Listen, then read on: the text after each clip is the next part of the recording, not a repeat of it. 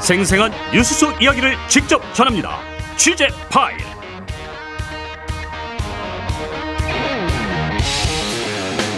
네, 취재 파일 시간입니다. 김정아 기자와 함께합니다. 김 기자 어서 오세요. 네, 안녕하세요. 오늘 취재 파일 제목이 수산인들의 한숨. 네. 네, 정말 한숨이 나오는 제목인데 이 주제를 다루게 된 이유가 있죠?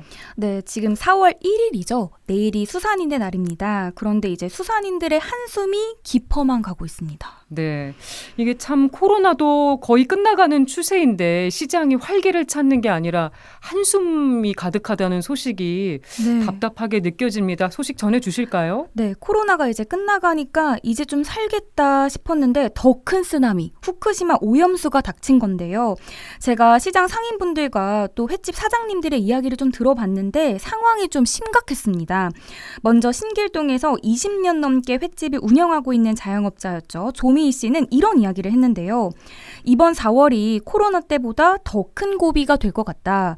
20년 동안 이제 횟집을 운영해 왔지만 이번엔 정말 문을 닫아야 하는 상황이 생기지 않을까 걱정스럽다라고 말을 했는데요. 네. 또 판매자 입장에서도 이렇게 걱정스러운데 일반 소비자들은 오죽하겠냐며 한숨을 푹 내셨습니다. 아니 코로나 때보다 더 큰 상황이 올 것 같다는 건 정말 어려운 상황인 거잖아요. 네, 또 조 씨는 업종을 변경을 해야 되나라는 고민까지 했지만 저희가 밥 먹는 반찬을 보더라도 절반 이상이 수산물이거나 또 해조류잖아요. 네. 그래서 업종을 변경을 하더라도 이 타격을 빗나갈 수는 없겠다 생각이 드셨대요. 그래서 앞으로 뭘 해야 되나 정말 난감하다라고 말씀을 하셨습니다. 네, 자영업자들의 고민이 깊어 보이는데 시장 상인들도 마찬가지라고요. 네, 가락시장에서 젓갈을 판매하고 계시는 강전문 씨의 이야기도 들어봤는데요.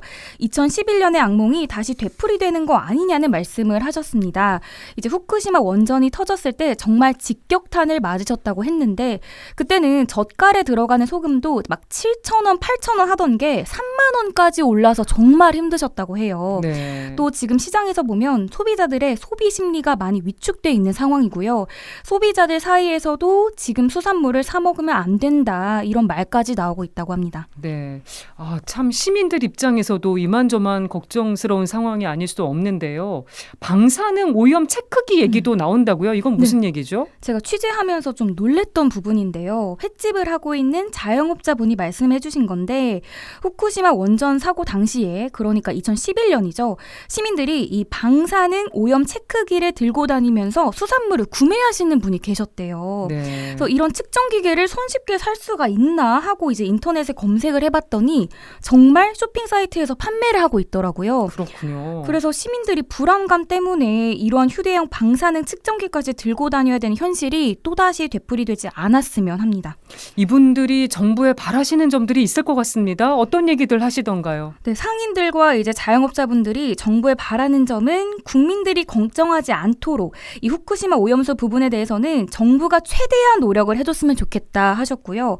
또 일본의 후쿠시마 오염수는 일본 자체에서 해결을 해가지고 대한민국 국민에게는 피해가 안 되게 해달라라고 당부를 하셨습니다. 네. 또 정부가 어떤 대책을 내놓을지 걱정이라고 하시면서요. 명확한 대책을 내놓지 않으면 경제가 굉장히 흔들릴 것 같다 우려를 했습니다.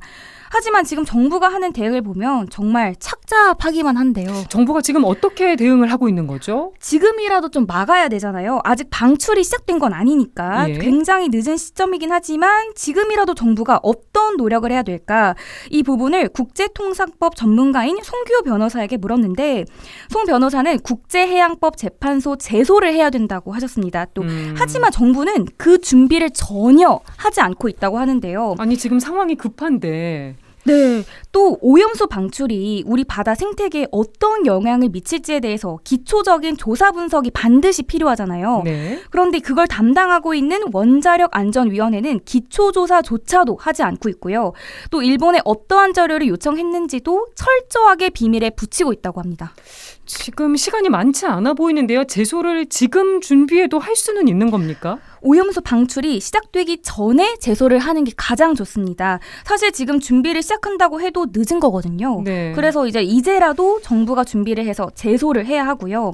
후쿠시마 오염수 방류가 뭐 한두 달로 끝나는 게 아니잖아요. 그렇죠. 10년 이상 지속이 되는 거기 때문에 우리 정부도 준비를 충실히 해서 적기에 제소를 해야 되고요. 방출이 시작된 후라도 추가적인 위협을 막기 위해서라도 준비를 해야 합니다. 이 국제해양법재판소 제소 준비를 어디서 담당하고 있는 거죠? 사실상 TF가 마련돼 있기는 한데요. 실상을 들여다보면 아무 데서도 이 준비를 하고 있지 않다고 합니다. 그러니까 정부가 손을 놓고 있다 이런 비판이 나오는 거고요. 네. 송규 변호사는 이 원자력 산업 이해관계를 떠나서 지금이라도 해양생태계 주무부서인 해양수산부가 더 주도권을 가지고 해양생태계와 우리 국민의 건강과 안전이라는 부분에 최우선으로 대응을 해야 된다라고 목소리를 높였습니다.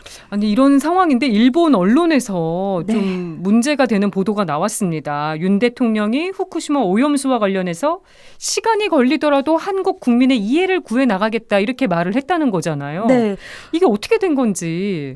정부의 대처가 명확하지 않는 가운데 일본 보도가 좀 논란을 키웠다고 볼 수가 있는데요. 네. 지난번 일본 방문 때 윤 대통령이 스가 요시히데 전 총리와 만났습니다. 이 자리에서 후쿠시마 오염수 해양 방류에 대한 대화가 있었다라고 교도통신이 보도를 했는데 윤 대통령이 시간이 걸리더라도 한국 국민의 이해를 구해 나가겠다라고 말한 걸로 전해지는데 그 부분에 대해서는 대통령실이 근거 없는 오보다라고 반박을 했습니다.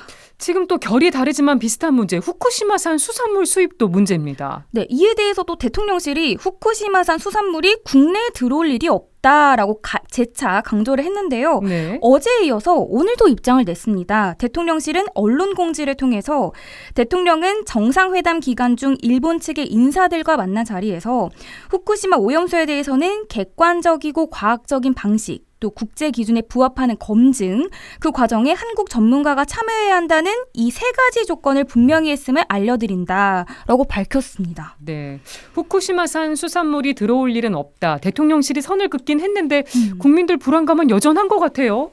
네, 그래서 이에 대해서 민주당이 좀 대응을 하고 있는데 민주당은 대일 저자세 외교의 결과라고 하면서 어제 국회 본청 앞에서 규탄 대회를 열었습니다. 네. 또 윤재갑 더불어민주당 해양수산특별위원회 위원장이 삭발까지 했는데요. 또 이재명 대표는 어제 규탄 대회를 통해서 후쿠시마 농수산물 절대 수입 불가를 공개적으로 또 세계에 확실하게 천명하라라고 밝혔습니다. 네, 먹거리 관련된 문제는 굉장히 민감하고 또 중요한 문제이기 때문에 더 확실히 할 필요가 있겠습니다.